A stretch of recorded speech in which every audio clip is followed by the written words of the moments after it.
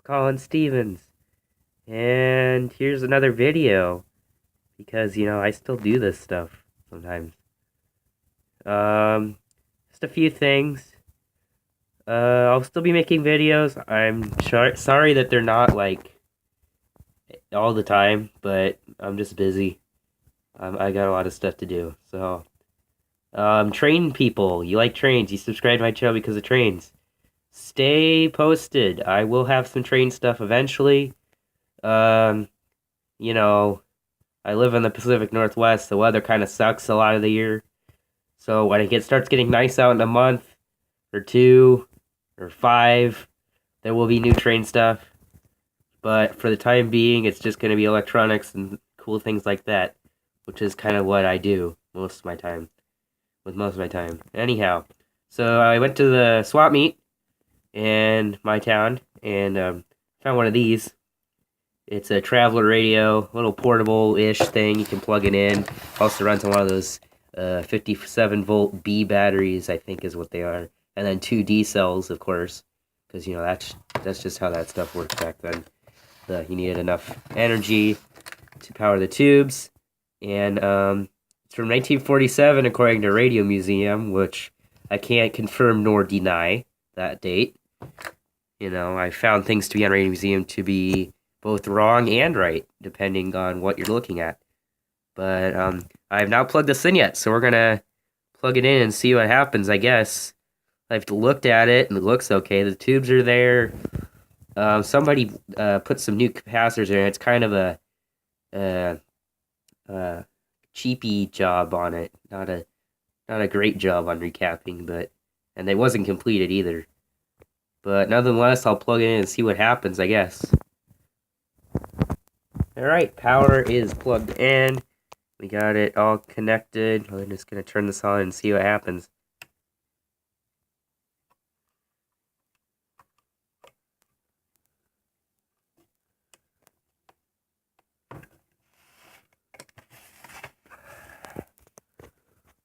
Got the micro tubes in there.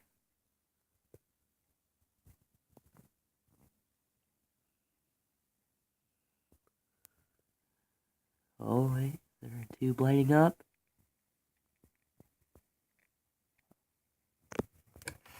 Getting some noise. There we go. Hey, this thing works, apparently. Let's see if it gets anything. Radio.com. To order the book, When a Woman Lets Go of the Lies by Cheryl Broderson. When you give a gift to Back to Base,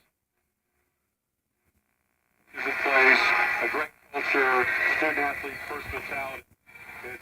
It's an exciting time.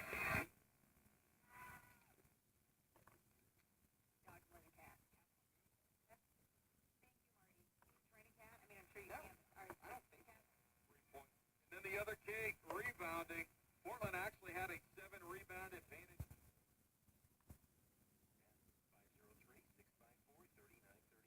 503-654-3938. And see a man, a grown man, sleeping, snoring in your house, and the first bills.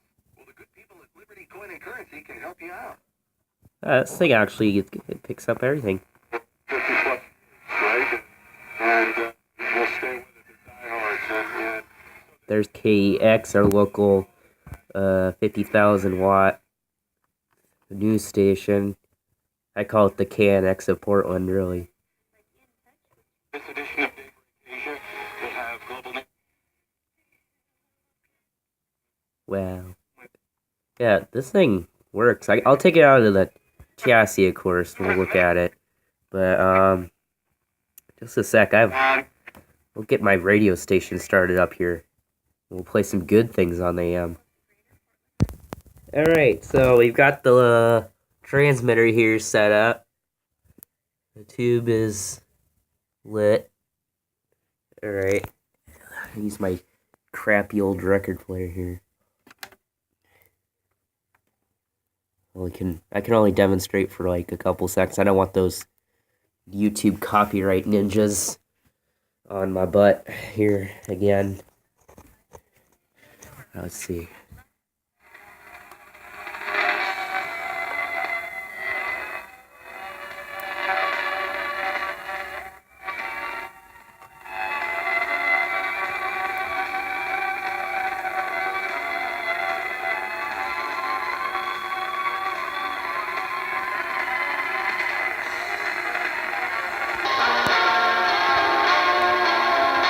Works pretty well. It's a little distorted.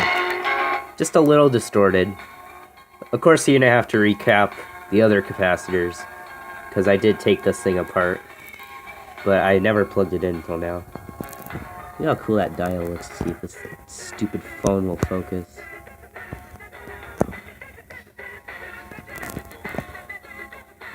Is that thing cool or what? Anyhow, let's take a look at this thing.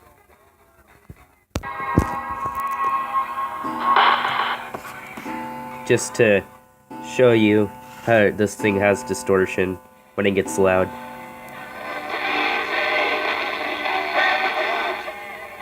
Then you compare it to this.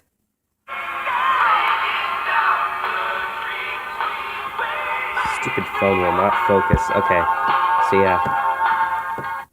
Turn that off before I get a copyright thing. So yeah, we'll take this thing apart now. Alright, we got this out. It's kind of cool looking. Hey world, look at that. I see a radio through a radio. Anyhow, so here you go. Just the average, you know, American 5 sort of thing, except different tubes. You know, your antenna's there, batteries are. Obviously, this electrolytic needs to be replaced. It's all kind of blobby. I mean, you're supposed to replace it anyway, but you know. These 4 tubes, what are these? I don't have a schematic, but aren't they like, I think that's the IR5. This is like an IR something. They're all IR whatever the hell's. Let me just pull one out here. Where's the number? I need new glasses. What does that say? IU4. Okay.